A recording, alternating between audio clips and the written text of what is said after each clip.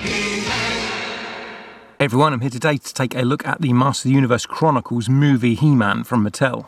I'm also going to be doing a load of comparisons with other 6-7 inch collector scales He-Men from every era of the franchise. This Chronicles line is basically taken over from Masterverse, where they're scaling them down a bit by about half an inch to an inch shorter than Masterverse ended up being, even though originally Masterverse actually were kind of the same size as these Chronicle figures, but for some reason halfway through Masterverse they added an extra half inch or so and made them taller.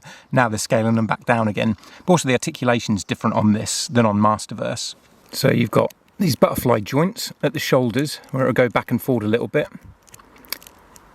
as well as the ball joints, swivel at the bicep, double elbow joint.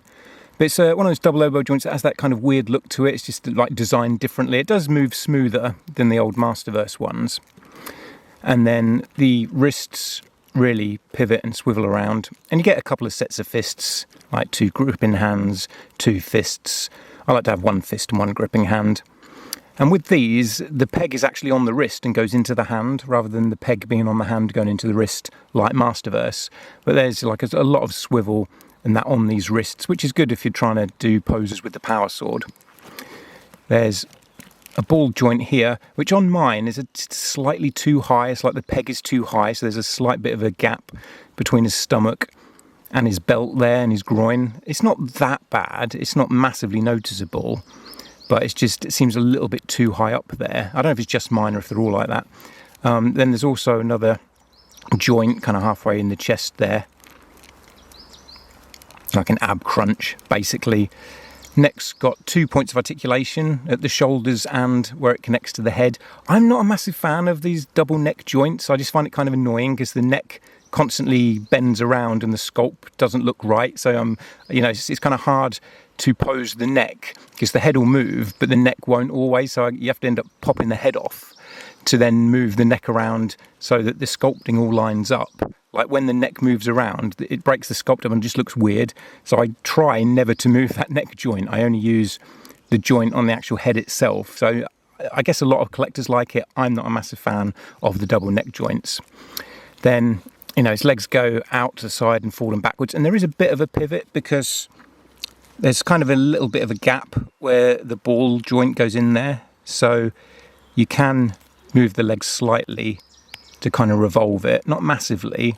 There's not a complete cut there where it'll go all around, but it moves enough. I mean, you don't need the leg to go backwards, do you? So for me, that's just about enough. Double knee joints. There's a swivel at the boot. And then the ankles have got a lot of articulation as well, like the wrists do, where they go around and falling backwards. Like there's a complete ball joint there, basically, on the boots. So it's quite a nice level of articulation here. And there's even enough articulation combined with the design of the sword sheath on his back that you can get a pose of him pulling the sword out, which is pretty cool. And that's because they have redesigned this sheath on the back there to make it more realistic, because if it's a whole sheath like we had in Filmation, realistically he would never, his arms wouldn't be long enough to pull the sword out of the sheath. It'd go about halfway and then he wouldn't be able to reach anymore. So I like how they've designed it here to make it sort of realistically pop out like that for the actor. And that wrist articulation does give him the ability to hold his magic sword aloft and say the magic words, "By the power of Grayskull." And speaking of the sword quickly, I love this sword design. It has got some paint apps on the handle where there's like a brown leather wrap around it, which you can just about see there through his hand. But the swords are very much based on the Filmation design, which has always been my favourite power sword design. So I guess it depends on if your favourite is the Filmation or the vintage toy design. Well, I mean, I guess your favourite might be the New Adventures or the 2000X design, but I think in general, Master of the Universe fans kind of pivot between the Filmation or the vintage toy sword as their favourite. I've always preferred the Filmation look, so this sword is the perfect live action sword for me. And I think it's the best sword we've had with any He-Man figure as well. But as I say, if you prefer the vintage toy sword, then I guess you're going to feel differently about that. But I love the look of this power sword. It's a good length too. Something that I'll show later on is that we've never had a decent size Filmation power sword. The Filmation He-Man figures always come with quite a short, stumpy looking one for some reason. This is a good length. I'm not all that familiar with the actor playing He-Man, but from what I've seen of him in interviews, this looks like a pretty accurate face sculpt, like it's recognisably him. But it's also got an ever so slight hint of the toy He-Man. He just looks like He-Man to me. He's kind of perfect casting.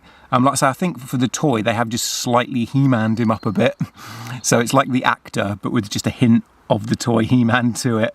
But yeah, he looks great. The armour is brown and leathery rather than grey like the vintage toy in Filmation. So even though it's a classic look to He-Man, it actually seems a bit more based on his original 2000X design that he had in the first season, where his armour was brown instead of grey and he had a longer loincloth.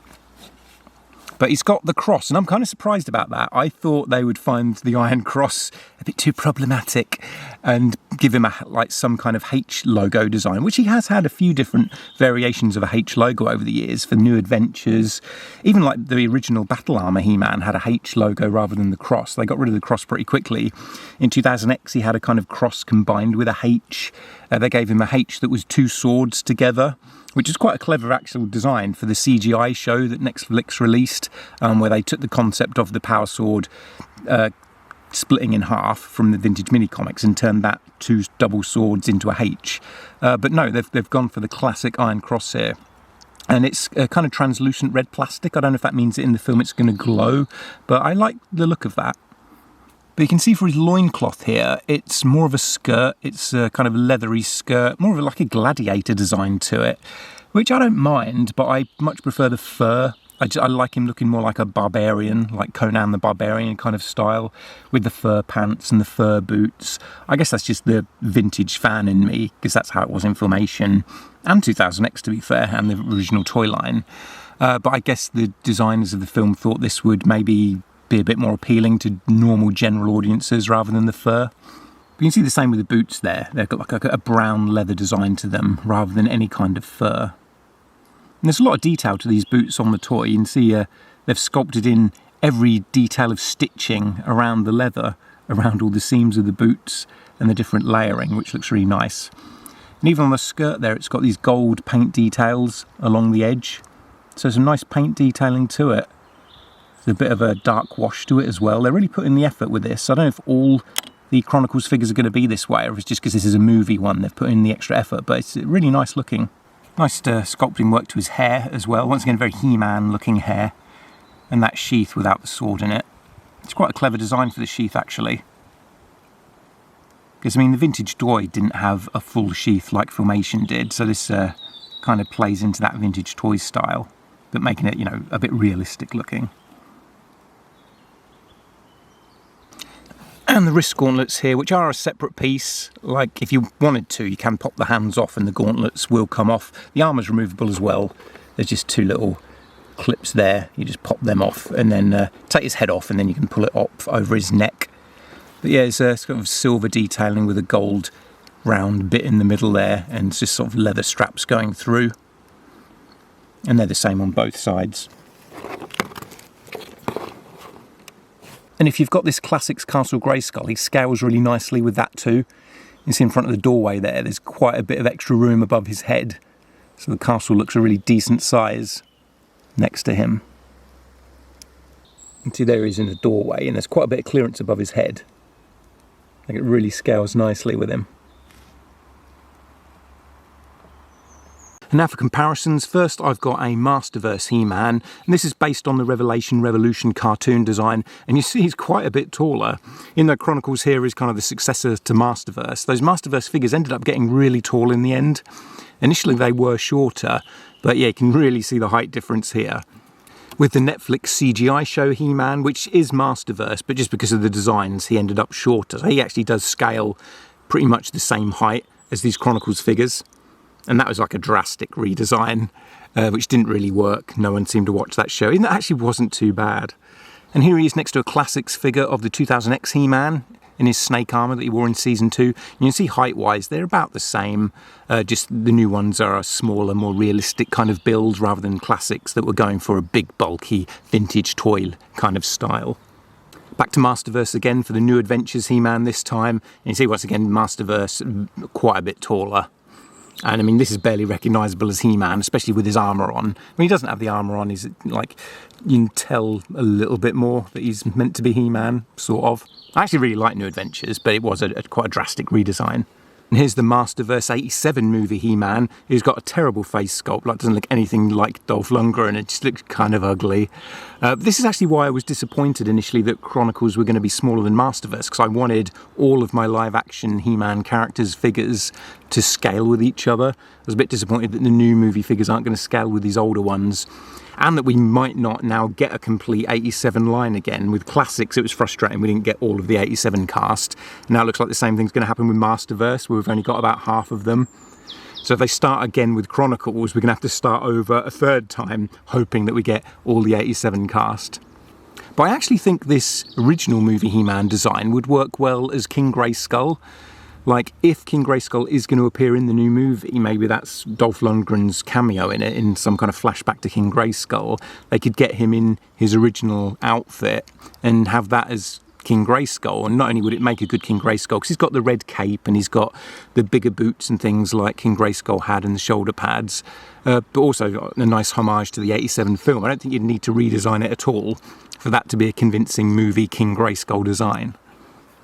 And here he is with the classic Filmation He-Man from the Classics line.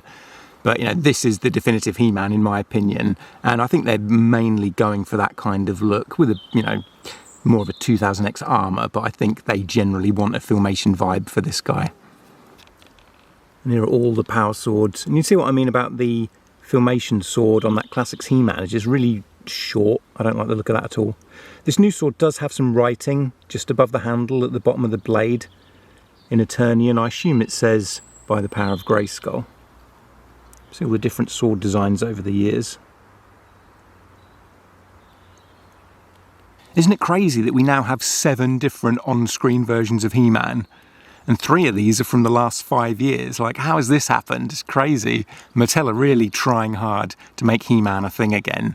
And I'm all for it. And we've actually got an 8th version coming out soon as well. Apparently there's a new cartoon series starting in June on YouTube that they've just released the designs for. Very cartoony looking and simplified. Bit kind of ugly and cutesy looking. Not my vibe. But I felt the same way about the CGI show when I saw the designs for that. And it actually ended up being quite a good show. So I'll give it a try. But it is obviously aimed at kids, which is fair enough. You know, you need to get kids on board if the franchise is going to have any kind of future.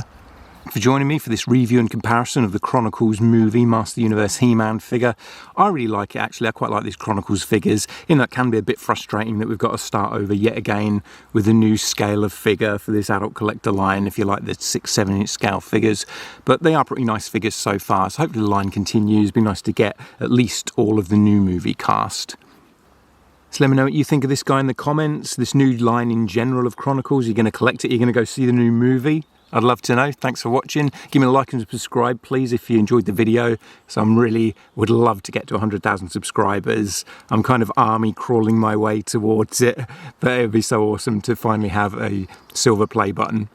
So good journey, and I'll catch you again soon.